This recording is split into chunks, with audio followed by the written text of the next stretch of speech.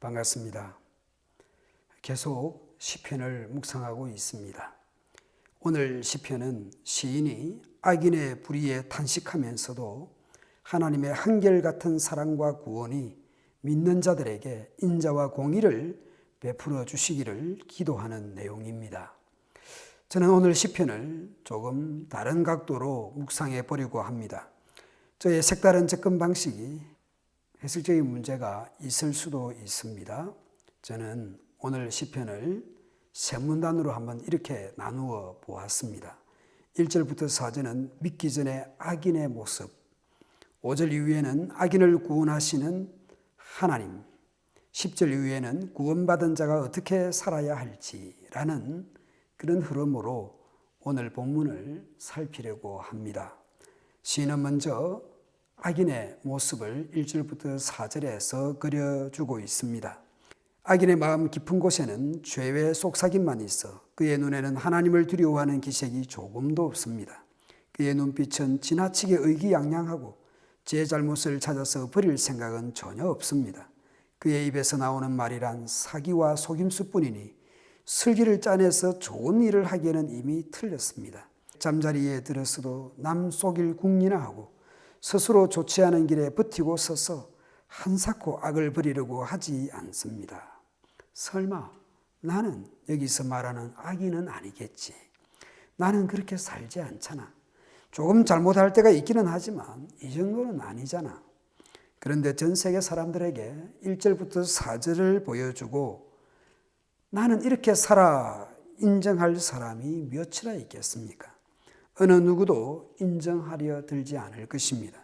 그러면 시인은 도대체 어떤 사람들을 보고 이런 판단과 탄식을 하고 있습니까? 다윗이 사울에게 쫓기던 상황일까요? 후대 사람들은 포로기 시대에 이 시편을 노래했을 수도 있습니다. 오늘 우리 현실에서는 악인들에게 둘러싸여서 탄식할 수도 있습니다. 우리는 반대의 생각도 해보아야 합니다. 내가 아무런 생각 없이 나도 모르게 저쪽 편에 서 있는 것은 아닌지, 다른 사람에게 커다란 짐이나 고통을 주고 있지는 않는지 자신을 냉철하게 들여다볼 수 있어야 하겠습니다. 5절 위에 대해서 이런 적용도 해볼 필요가 있습니다.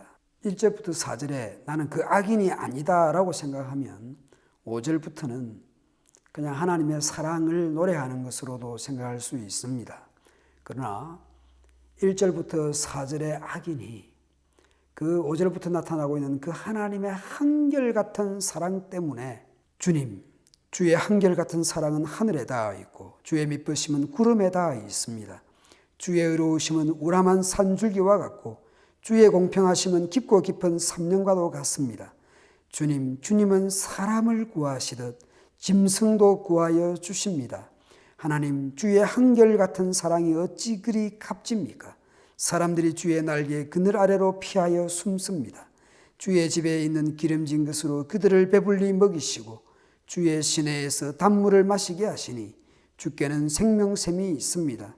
우리는 주의 빛을 받아 환히 열린 미래를 봅니다. 하나님의 한결같은 사랑을 노래합니다. 1절부터 4절에 그 악인들로부터 보호받는 하나님의 사랑을 노래할 수도 있고 저처럼 1절부터 4절에 그 악인이 하늘에 닿아 있고 구름에 닿아 있는 그 하나님의 한결같은 사랑으로 인해서 생명과 빛으로 나아왔다고도 생각할 수 있습니다. 1절부터 4절에서 말한 그 짐승 같은 악인을 구하여 내시는 그 하나님을 생각할 수도 있습니다. 시편 1편에서 악인은 어떻게 된다고 했습니까? 한갓 바람에 흩날리는 겨와 같다. 악인은 심판받을 그때에 얼굴을 들지 못하며 죄인은 의인들의 모임에 들어서지 못한다.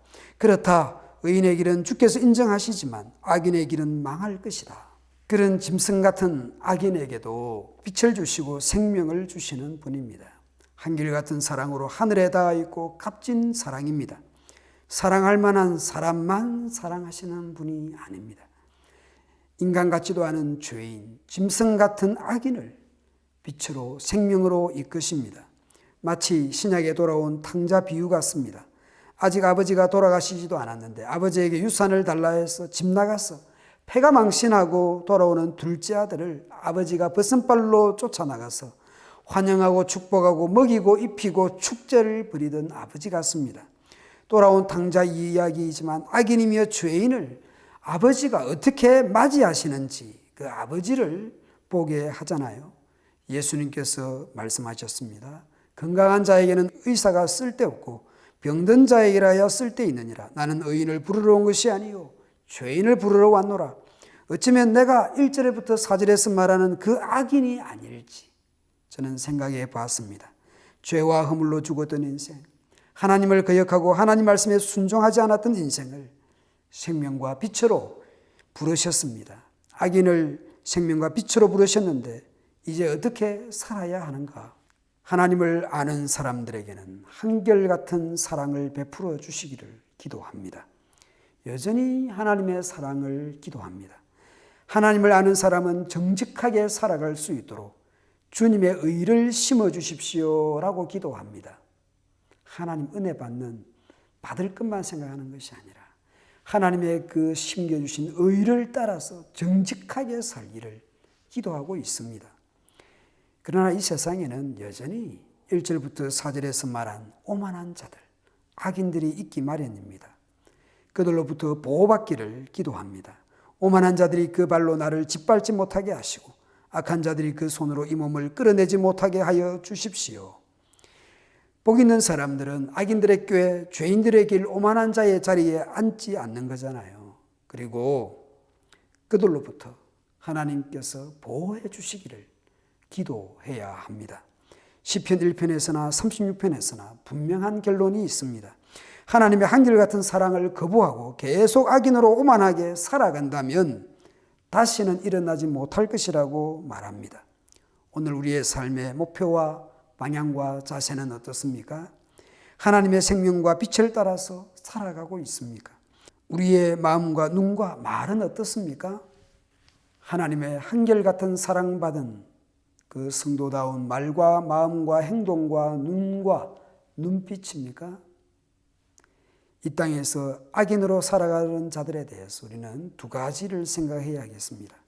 그들에 대해서 탄식하면서도 저들도 하나님의 사랑받는 자리로 복 있는 인생으로 돌이키기를 기도해야 하겠습니다.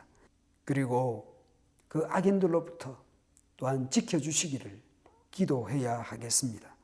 하나님의 사랑받은 자가 또 생명과 빛을 받은 복 있는 인생으로서 어떻게 살아가야 될지, 복 있는 인생, 의로운 인생, 정직한 인생이 아니라면, 또 생명과 빛을 받은 성도답게 살지 못한다면 1절부터 4절에서 말하는 악인과 무엇이 다를 바가 있겠습니까? 그리스도의 향기로, 그리스도의 편지로 우리가 이 악인들 가운데서도 나타나기를 소원하고 우리가 의롭고 정직한 인생으로 살아갈 수 있도록 해야 하겠습니다.